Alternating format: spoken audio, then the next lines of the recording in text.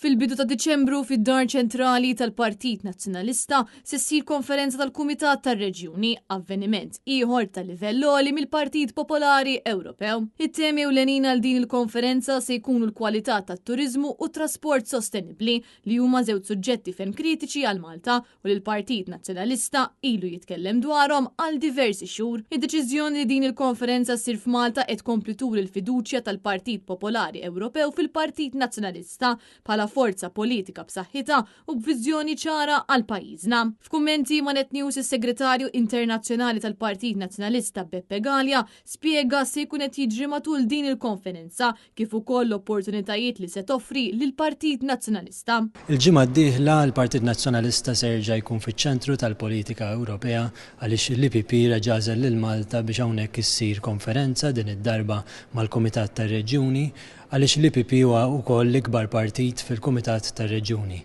Se niddiskutu l-politika f'dak li għandu x'jaqsam turiżmu ta' kwalità u trasport sostenibbli hawnhekk fid-Dar ċentrali.